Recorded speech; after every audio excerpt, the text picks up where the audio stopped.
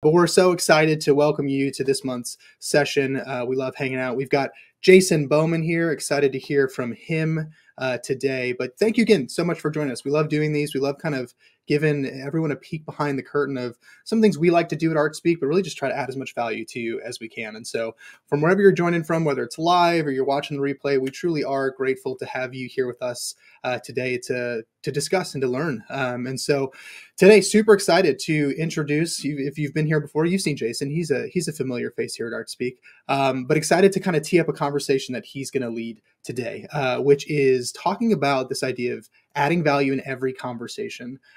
Jason, it's actually one of my favorite conversations. We have a lot very often here at ArtSpeak is I think, especially as a design agency, a lot of the times the teams we work with, they primarily and maybe initially view us through the lens of what deliverables can you give us, right? Like we need the thing, we need this, that, or the other. And we're more than happy to put our heads together and let our creatives loose to kind of deliver those things.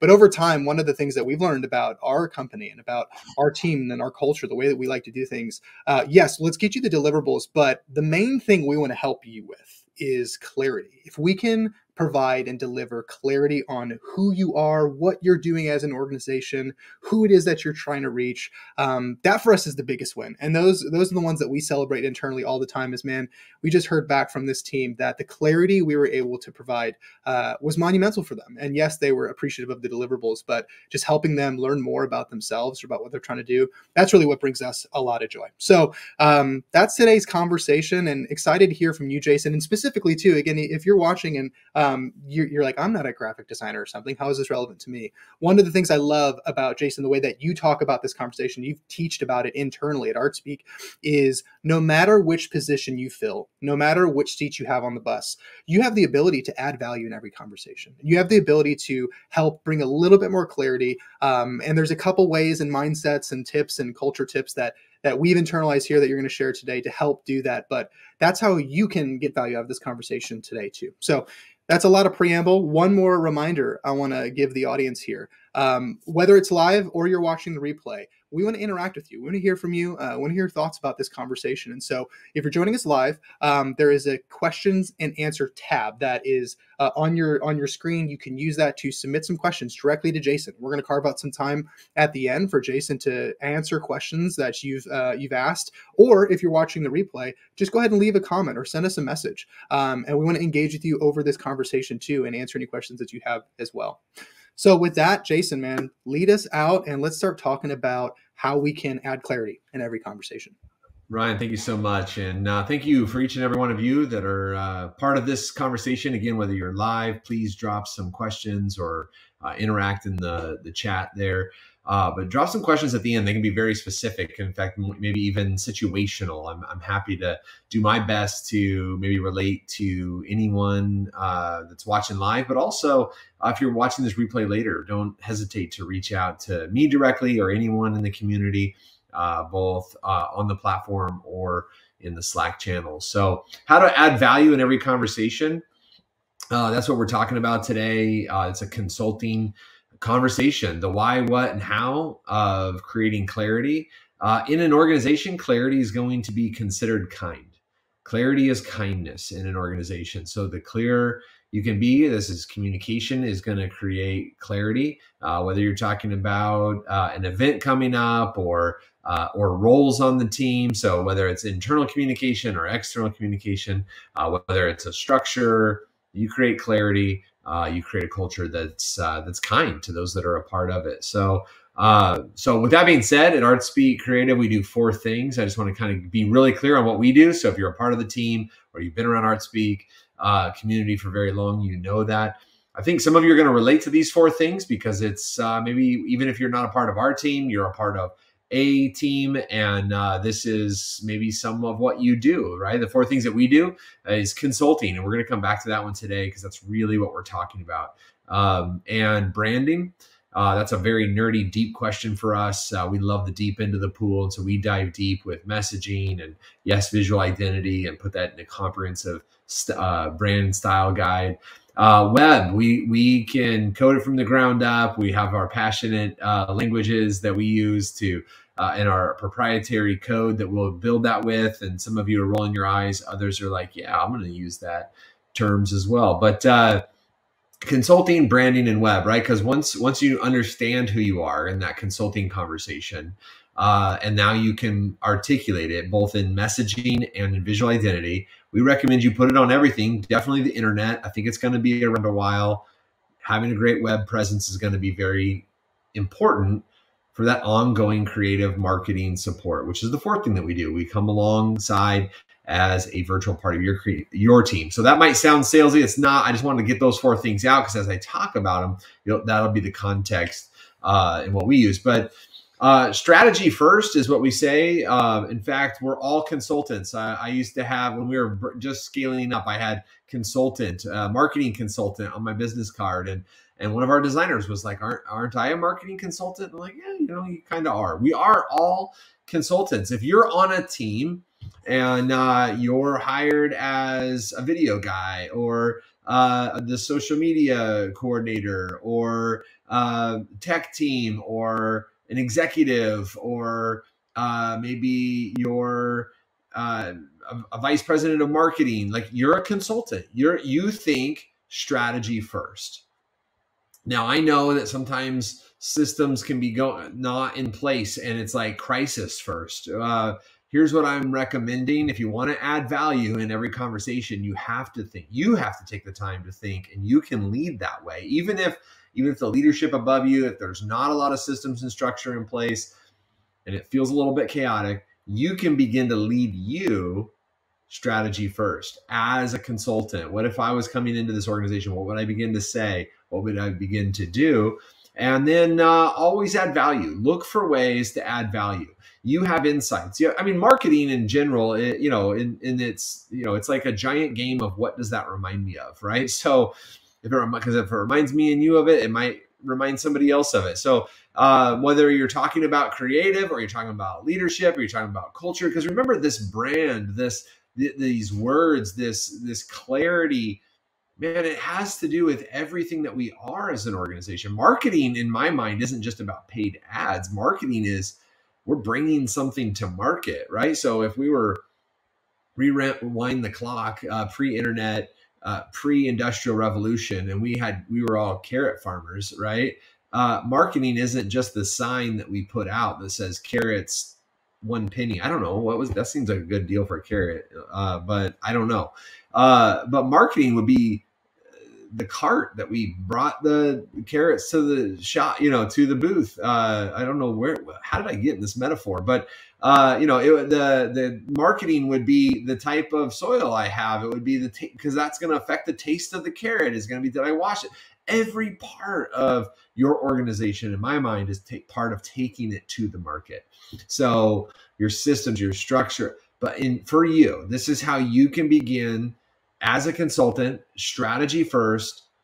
Everything is marketing. Everything is consulting. Every way I can. How am I going to add value? You get into a conversation, you might have to research, right? You get into a conversation with your boss about what might happen. Ooh, here's how somebody else did it. Here's how somebody else did it. I thought about doing this. Have you ever thought about that?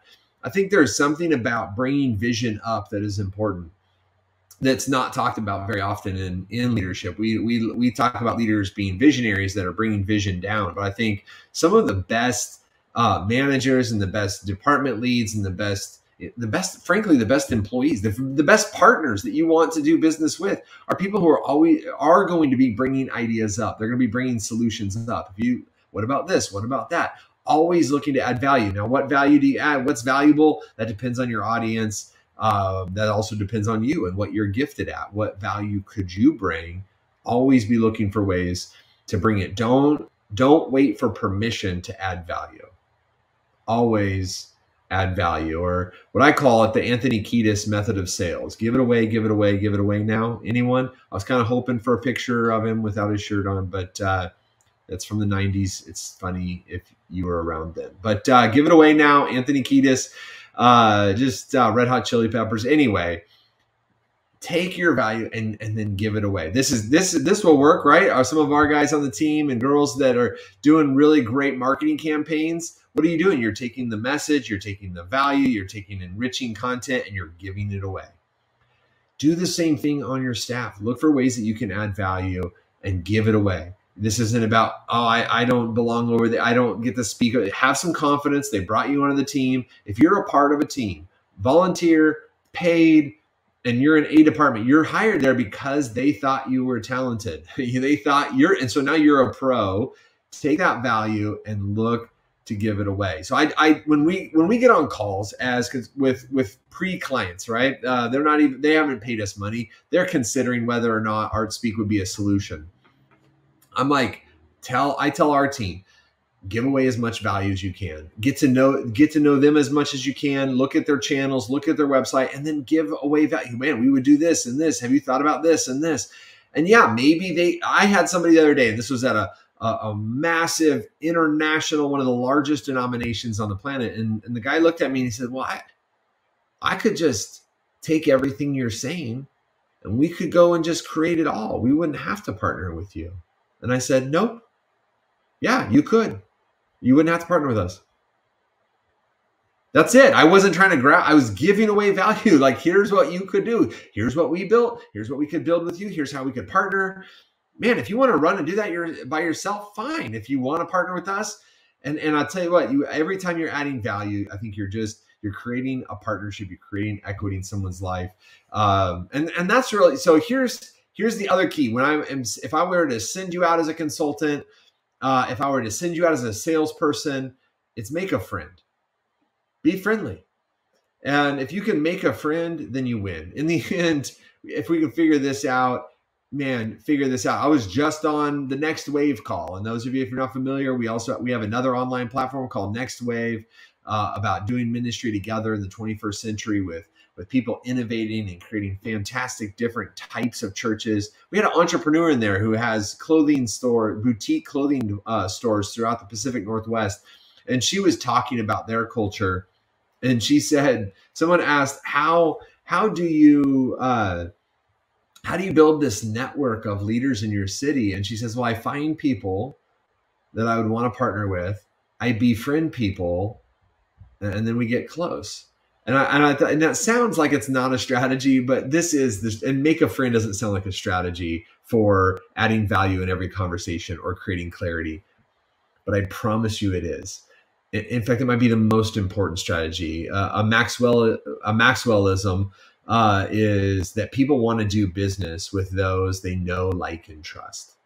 Okay, so be knowable, be likable, be trustworthy. All right, that third one has a little bit of a commitment to it, right? Don't make promises that you can't fulfill. And that's business 101. That's consulting 101. Make a promise, fulfill the promise. Now you have a business that's going to be around for a while. But so our team, like, number one goal, if I were to send you to represent anything that I was doing at a conference, at a booth, I would tell you, make a friend. If we were together in the local church and I would say, okay, you're going to be on the staff, you're going to be doing this thing, volunteer or paid, I would tell you, hey, go out there and make a friend. Because then if you can make a friend, you can build a friendship, if you can meet them and become interested in them, now you're going to be able to figure out how to add value. How do I know if I'm adding value to you guys? Well, you have to ask the questions, and then I'll know, like, oh man, maybe I was adding value, maybe I wasn't. How can I tweak my content so that it would bring more value to you? Here's how we do it when we go on site, right? I think one of our Jeremy, who leads our client strategist team, he says, a good on-site starts with a handshake and ends with a hug. And so I'm really tall, and some people, I think, find it awkward to hug me. So I'm just going to give myself a pass on the hug, unless you want to. I'm fine with hugs. I just sense that some people aren't fine hugging me for some reason, but I'll work on that, right? But here's our on-site strategy. We start with workshops. We do some dry erase board sessions. We're trying to figure out three things when we're doing a consulting. How do we add value? We're trying to discover who they are. We're trying to diagnose some of the hurdles, maybe some of the opportunities, and we're trying to propose some solutions. Now, I put this up here, not as a sales pitch. Oh, we need to have ArtSpeak come in, although we'd be happy to. But for you, if you go into your organization and you're thinking, okay, strategy first. Okay, I'm going to add value in every conversation. Think about, what kind of workshop, what kind of teaching does this organization need? Now, maybe you don't have the right to do that. That's not you, but maybe you could propose it to your leaders that might be good at teaching to begin to teach on the culture in a workshop way there. Dry erase board sessions. Now, this is one you can absolutely do, but look for ways to begin to dream with others. Get on a dry erase board, start writing. Now, that's my happy place, but I think multiple types of personalities can thrive in a small group in front of a dry erase board, coming up with ideas, whittling those ideas down, organizing a little bit more, taking the time to do that over any issue. Again, that's strategy first. And now you're leading as a consultant. You're adding value in those conversations.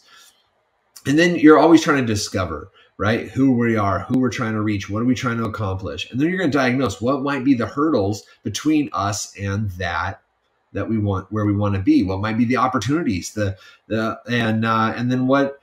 then here's a proposal. You don't have to have all the answers in the moment, but you can say, hey, I think we can come up with something from here. Let me get back to you in the next few days, and then write it up and then propose like, hey, we had that planning session.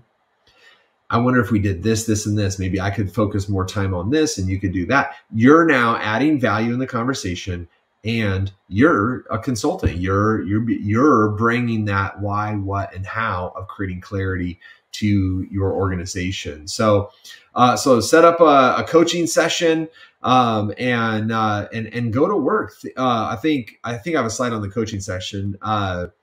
Here's what we do. We do one-on-one coaching. But whether our team, we do on-site strategies and we do coaching sessions. This is how our consulting department is built up right now. So in those coaching sessions, again, this is something that we do internally within ArtSpeak. Everybody has a one-on-one direct report. I coach individuals even outside of ArtSpeak. ArtSpeak has a team of consultants that coach. Again, how does this apply to you if you're not in those environments? Is look for it. Look for an opportunity. One, if you have somebody who is reporting to you, volunteer or paid, you could begin to set up, let's have a touch point every other week or once a month or every week, depending on the rhythm. Here's a few things about them is, one, it's deeply personal. Get personal, get to know me. Remember the make a friend thing? Let's build on that foundation. Let's get to know them. Let's go deep in the relationship. What motivates them, past, present, future, and who are they? What do they hope for in life? Very practical though, too, right? These coaching sessions are, what are we building and what's next? What's the next habit? What's the next thing that needs to be put together? And who's responsible for it?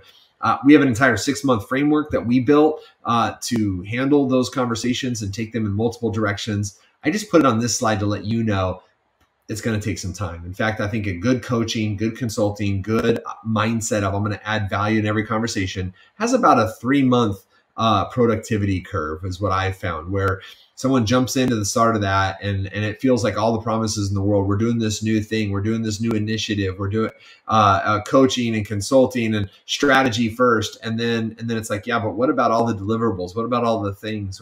I don't even know why we're doing this coaching session. And then about month 2 or 3, it starts to emerge as, okay, I think we're headed in a good direction. By month 4 or 5, you'll have people really excited if you follow through, deeply relational, very practical, but make that commitment.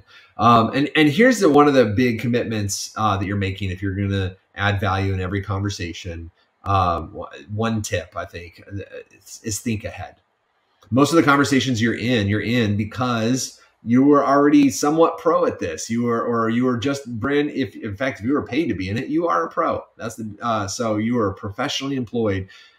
Think ahead, get prepared for that meeting. The more you can prepare for it, the better you're going to be at thinking strategically.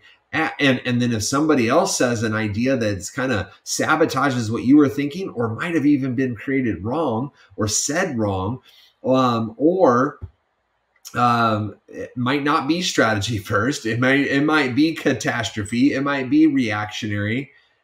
If you haven't thought ahead about the possibility of that, then man, you run the risk of now you're taking offense and now you're in this back and forth. So if you plan ahead and think ahead and get very strategic, even with what you're preparing to go into the meeting that's going to talk about this or that or the other thing, you could really work in ways to build relationship, to think strategic, to add value. If you've done some research on where you think they might be going, I use the story of when I worked for a construction worker. I worked for a construction worker one summer. He was building a shop in his backyard. I was raised by bikers, blue collar. This was an iron worker. And if you've ever been around iron workers, they are a different kind of different, right? They can walk hundreds of feet in the air without safety, straps. They've all had stories of 100, 150 feet up, and kind of tough dudes, right? And so I'm standing there at the first day, like with a goofy grin on my face, and I'm like, all right, you're paying me now. I'm glad to be here. And this guy's talking to my dad, actually. So I'm just kind of standing there. And finally, the guy looks at me. He's paying me to stand there. And he says, I don't want to pay you to stand here. He said, get busy. And I was like, well, I don't know what to do. And he said, well, do you think we're going to need electricity in a little bit? I was like, yeah, well, then run some cords. And do you think we're going to need a hose, for water? Then run a hose, and just think ahead is what he was telling me. Now, he used expletives and it wasn't very kind. So I'm not saying use expletives, and please be kind, but you can think ahead. At even the most entry level position can begin to think ahead. I think most of us are a part of organizations, or even in the most complex organizations, people flying rockets to space stations, traveling thousands of miles an hour. Their department breaks it down into simple steps. Think through those simple steps and what might be needed next. And we talk about this a lot, and I don't want to get stuck here, but I'm passionate about it because I've missed it here so many times.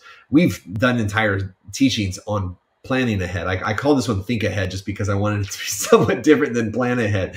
And the two obviously overlap, but what we've said before is you can either plan ahead or burn out people. And I just want to remind us of that foundation of building a relationship, of making a friend in all of the value that we want to offer, because people aren't chess pieces that you can just move around a board and expect, just to see whatever would be your most strategic positioning here. Oh, we don't like you. We'll move that one. We can get rid of that one, and I'll just move this other one over there. And I think sometimes in leadership, we make that mistake thinking, now the chessboard is perfect. Now we can really attack this thing. People are not chess pieces. Any move is going to need explanation. It's going to need clarity. It's going to need that value. And you want to add value, value people, right? If you want to add value people, care about what they might care about. That's thinking ahead, and then have some work done ahead of time. This one's very similar, but might also involve them. Proactively schedule the dream session. So I want to talk to the church creatives for a minute. This was probably the biggest return on investment that I've made in organizations, where I went in and there was this tension in about 3 different organizations that I've been a part of. Maybe there were the only 3 on the planet that had a tension between the rest of the church staff and departments and the creative media team. Maybe I was on staff at the only 3 churches that had that tension, but there was this atmosphere where people would walk into the creative team and just throw out requests and then storm out. And then the creatives are like, oh my gosh, I can't get this done by Friday, and they're like, I need all these offering envelopes, we're out. Okay, well, when do you need more by? Well, Sunday. How do we not know that we were running out? Okay, then the creative goes to work and puts together, okay, well, I can get 15,000 of them here, or how much ever we needed by Friday, but it's going to cost rush shipping. Okay, great. I made a few changes to the design that you need to update, and then go ahead and order them. Let me see the proof and order them. Well, that's different. Right now, we're still needing 15,000 by Friday, but now you got a whole bunch of edits. It's just blowing up cash. So I'm trying to be proactive. As the leader, I'm trying to re-engage these departments so that we all feel like we're working together. Proactively scheduling a dream session has helped me immensely there. It's probably one of the best values that I think that ArtSpeak offers, is when in that ongoing creative marketing support, is that touch point call where we're getting on a call. We're dreaming with them. And here's what you can do in those. And this is really the last slide, and then we'll jump to questions, but ask lots of questions, right? In those dream sessions. Who do you want to serve? What's coming? What do you want to create? Why do why do we care? Why does the church care about this? Well, maybe they don't feel like they do. Why do they care? Why do the people that should be there, why do they care? Does it pass the who cares test? And should we be doing it? What are you dreaming up for your next event? I love that question. Because if you're talking to a pastor or a youth pastor or an executive, like, what are you dreaming up? They're like, no one ever asked me that. And they're like, oh man, well, I'm really hoping that this happens and then this happens and this happens. I'm like, oh man, that stuff's cool. That would be awesome. Now I do this. I would have these calls months and months and months ahead of the event, not waiting for them to walk in and demand stuff last minute and then be mad when the answer is no. I would get in a dream session, a planning session with them 3, 4, 6 months out. Here's the question that always was fascinating. Are you guys going to want similar assets as you had last year? What do you mean? Lanyards, shirts, signs, pop-up banners, whatever. Are you going to want the Facebook ad campaigns? What do you want for it? Eventbrite support. What are you going to want for it? Oh yeah, I want all those things. Okay, well now let's look at the calendar and start planning those things. And all of a sudden what we would find, even though we were 4 months out from that thing and it felt so irrelevant. When I started with the dream, I'm on your team, we're dreaming together. Oh, but really in the next 2 weeks, you need to decide what this thing is called so that our team can go to work and design up something that you're going to love, and you'll have time to review it. And then we'll have time to put it on lanyards and brochures and all the things. So get excited for a minute and tell me about it. I love that question. Get excited about it. Tell me what you're most excited about this upcoming sermon. Or pastor, preach to me. Just could you preach to me? In fact, if you could be a part of, some of you in your role, it might be worth the conversation to ask if you could be a part of the sermon planning team. Now, I had at one of the multi-site churches that I was the media pastor for and communications guy for. I was able to lead that that messaging team. So I was able to bring ideas. I didn't do all the communicating at the church, but I brought the ideas for series, and we just started pushing to plan further out.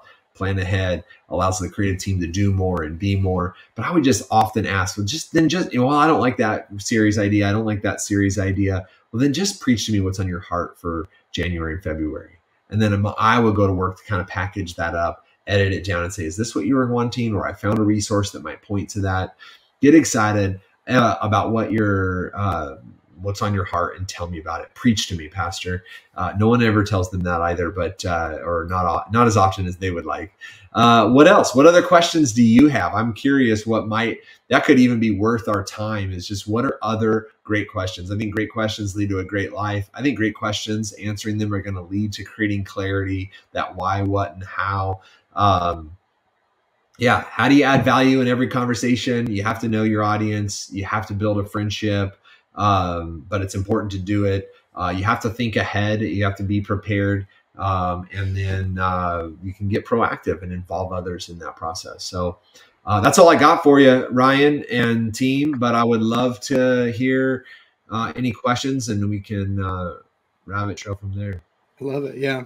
I think we always, the disclaimer, excuse me, of the question and answer. I think Uriah did it last month. He was like, an attempt to answer. We may be able to answer some of the questions, but we'll take them as we go. But Jason, you've always been really good at shooting from the hip, so I'm going to start rapid firing some questions for you about clarity. Let's start with the first one. Corey asked, so thinking about always adding value, that idea, right? Is there an annoying too much of that? Like, is there a line where we're just like adding too much value? Does that exist where you can overwhelm people with ideas, or no? Can you just never add too much value? Well, you said two different things there, overwhelming people with ideas and can you add too much value?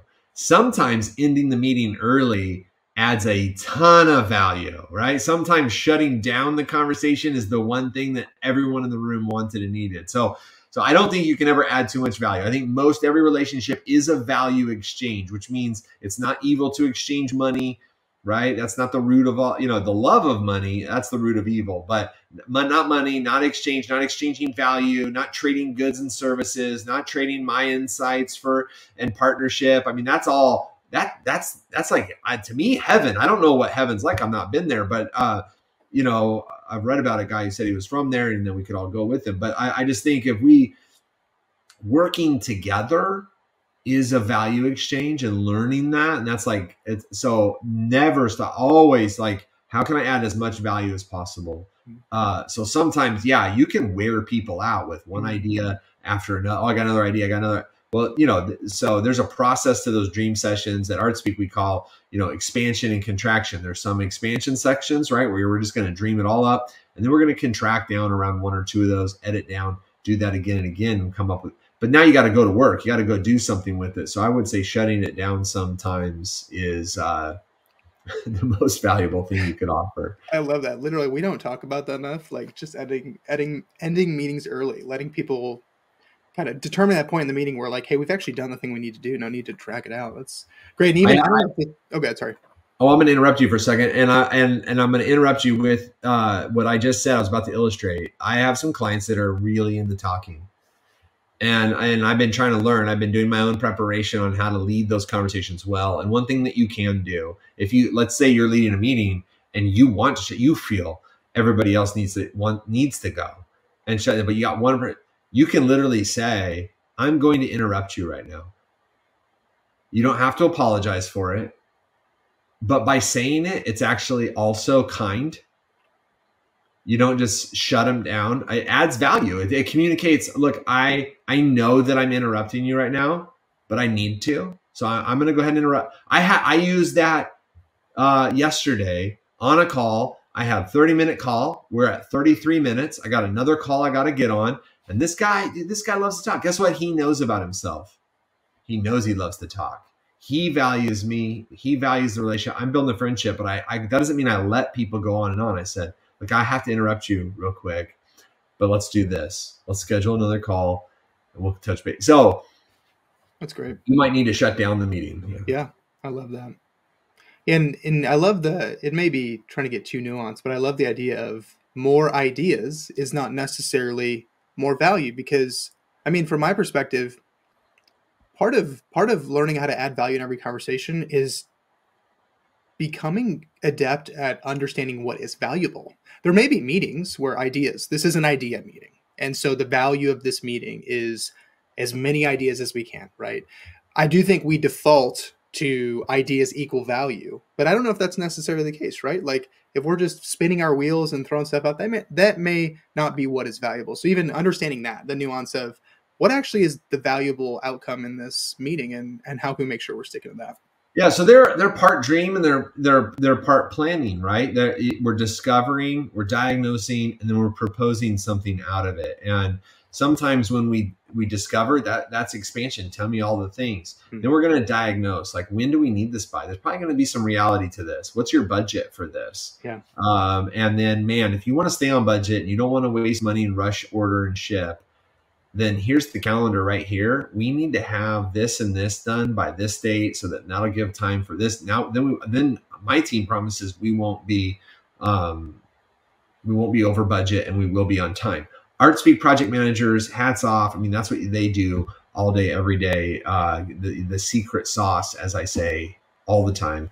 But that if you don't have a project manager, you don't have an assistant, and you're watching this, that adding value is probably all three of those. It's going to be, be an advocate, somebody who dreams with them, but then also diagnose both the good and the bad. Here's what I think. And then put a proposal, which has actual budget and planning, right? And timeline and turnarounds and expectations and due dates. Yeah, that's great. I love it.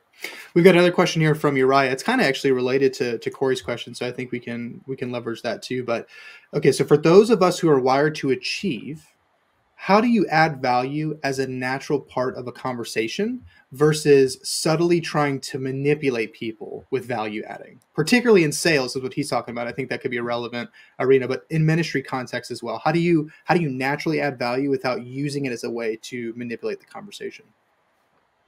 Boy, I don't know. there may be a fine line between manipulation and influence that, the soul. How does one divide the soul from the spirit? I think, I think mission, vision, values real quick. I was going to touch on that. I think that might help us have a compass, right? In my mind, when, you can define it other people define it other ways, but in my mind, the mission of our organization, that's kind of like the big why. Why are we doing this? The vision is the what we do day in and day out. Here's what, if we do these 4 or 5 things, 4 things, 3 things, if we do those and we keep doing those, we're going to head towards that dream mission. The big why is going to be fulfilled. The values, man, your cultural values become how you operate while you're doing the 4 things that point towards the big why. So if you understand the why and the what we do as an organization and the how we do it as an organization, well, now like adding value in a conversation has a platform, and it has a compass, it has a direction on what. Now if you're in sales and you're just connecting with, like, I'm a natural born salesperson. I get excited about everything. It's my MO. I have enthusiasm. It was the hand I was dealt. So I find myself honestly here, if I'm truly building, I love the moments where I just kind of lose myself in the conversation. I'm just stream of consciousness, and it's usually about their dreams and their hopes. It's usually about what's going, maybe about the content that I'm bringing, but I can see it's resonating with them. It's get them thinking. And now I'm asking questions and trying to listen and get the feedback. Did what I say resonated? How does it apply? I don't know if that's helpful. No, that is. Yeah. And I think what you were talking about, one of the things I learned from you too, is that questions part of the process too. One of the filters that we like to use in our messaging at ArtSpeak is to evaluate whether the messaging is effective. Are we answering questions that our audience is asking, or are we answering questions they're not asking? And I think that's kind of similar. That could be a similar perspective for adding value to a brand new conversation. So let's say maybe you're on a sales team and you've just got on a call with someone you don't know anything about, or you've got all this context. You've got that mission, vision, values. I think in both of the scenarios, I think maybe a way to genuinely add value without manipulating the conversation is to ask legitimate questions. It's to listen. It's like, because you're trying to uncover something with them, and you can't really get to a destination of value in my mind for them that they'll see as valuable if you don't actually follow them on where they're trying to go. And the only way you can really follow someone on the conversation they're trying to have is to just continue to be inquisitive, continue to be a good listener, and continue to ask relevant questions based on where you're at in the conversation. Okay, well, we've talked about this, so now we've got to think about this. So what are you trying to do here? Yeah, I love that, Ryan. I think reading the thread too about motive and motivation of the person, I think that's great. I also just think, like, let's just imagine for a second, if you're okay. Now, we're in a conversation and if I'm okay, then I can just give. Yeah. If I trust that those who give, it's given. This is truly my sales strategy: make a friend and give away as much value as I possibly can. And I'm not saying, and then, I'll be very confident with that. Often, if I'm doing that well, they're going to say, hey, you said you do this and this. What would that look like? They'll make the ask. I will be very clear. Here's what I'm doing. These are the 4 things that we do. This is what coaching looks like. This is what the consulting engagement will look like. I'm very clear on that. I already have my price marks down. But let's just imagine every conversation I'm trying to turn back into a sale. I'm trying to turn back into making make a decision here. If I'm always asking it's any relationship. If I'm always asking something from the person, then they're not going to feel like I'm adding value. I'm not a giver. Mm-hmm. So I genuinely, if we have a great, healthy organization, which at ArtSpeak we do, but if you're a part of one where you can legitimately, you don't have to always be asking for something. I think of my friends that some of them find themselves in multi-level marketing businesses. And there's some really fantastic ones out there. This isn't anti that. I have just met some people who constantly were, every conversation, every hangout, it made me, I don't want to be around that person. They constantly had to turn it back to, am I ready to sign up? Am I ready to, I see so much potential in you. You could be that. Like, I don't. So every conversation wasn't a gift to me.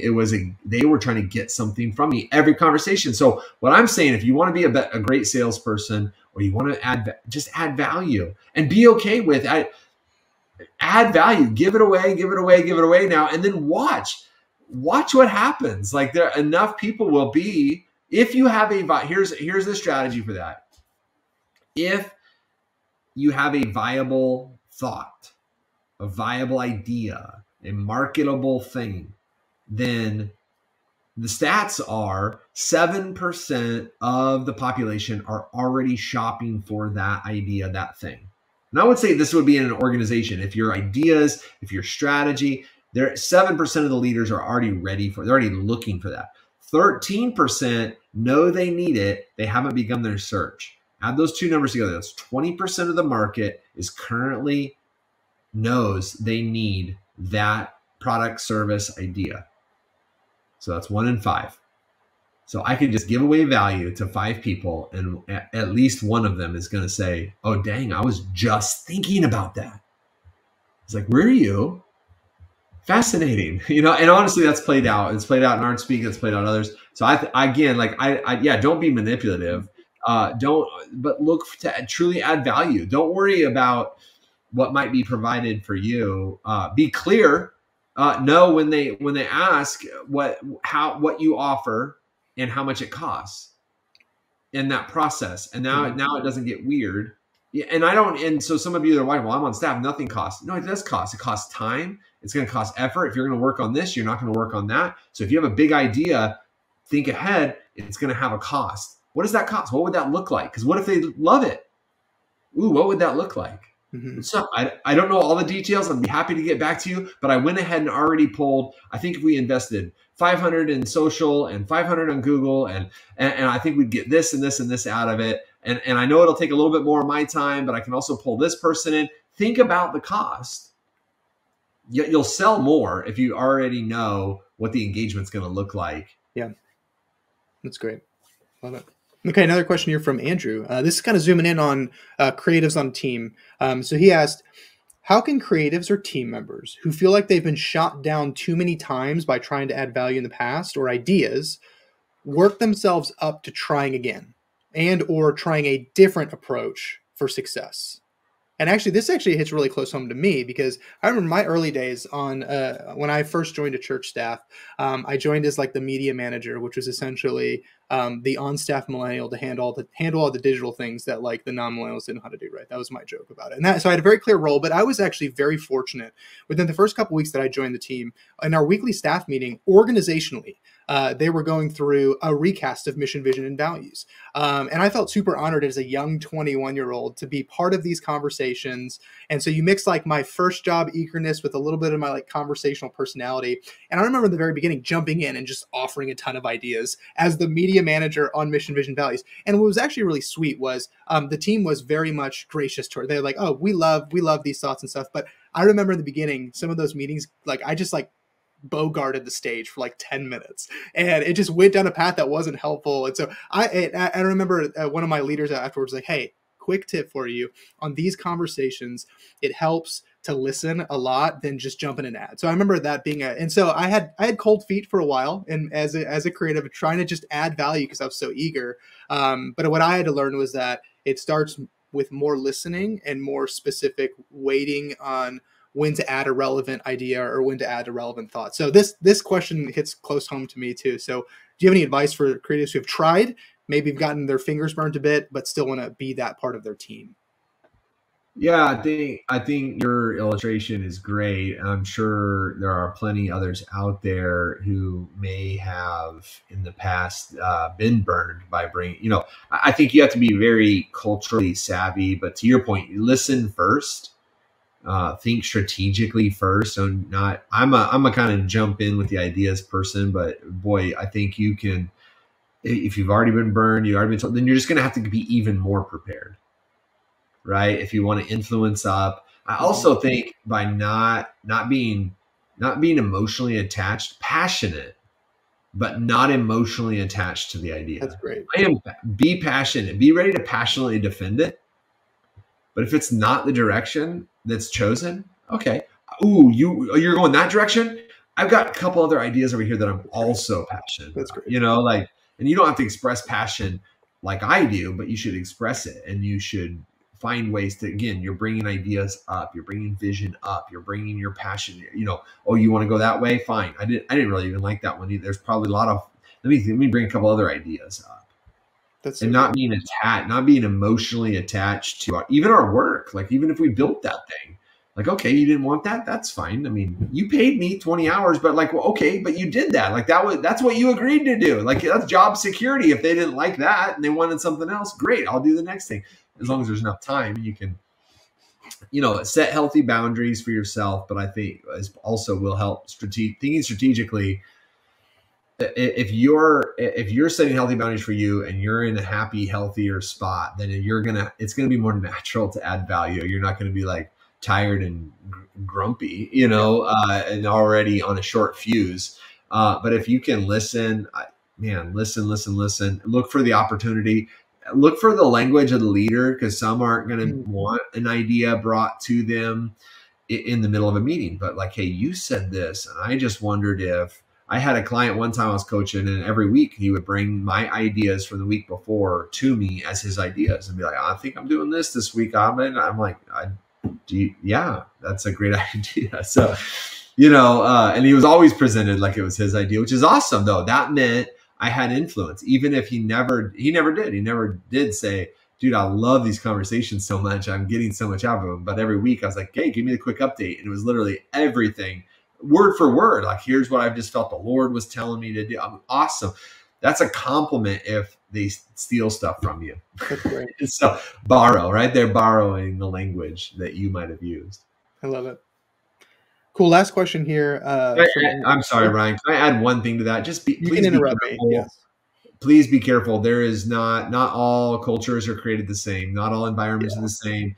And if you like having a job, which I don't think is bad, I think it's fine. And you're trying to pay bills and have mortgages. If you're in an environment that's constantly like you're not safe to bring ideas, and that may not be a long-term fit, but you can transition well by being strategic, thinking ahead. You can add value even in a transition. Please don't try to burn the place down, even if it's been a difficult circumstance for you. But be careful, because I think sometimes there are cultures that whoever raises their hand, it gets cut off. Like I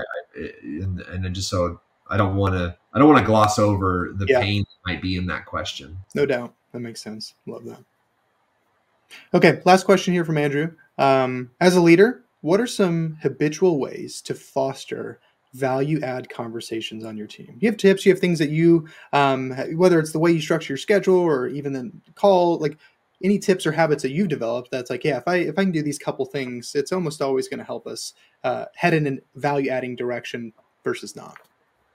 I think opening up the conversation to a team. I'm a team sport guy, so I think in teams. I prefer a team sport to an individual one any day. So I just love collaborating. That I like hearing other insights, even if it feels like pushback or is on an idea. I think we can create more and do more together. So I think even.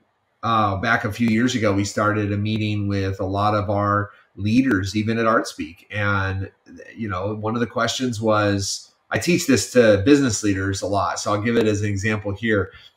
We had one question was, where are the bottlenecks? And in that season, the bottleneck was exactly where bottlenecks always are, at the top of the bottle, which meant me. I was the problem. And my business partner. Thankfully, I'm not in this alone. A little Taylor Swift moment. It's me. Hi, I'm the problem. It's me. Yeah, well, there you go. Go Chiefs, right? So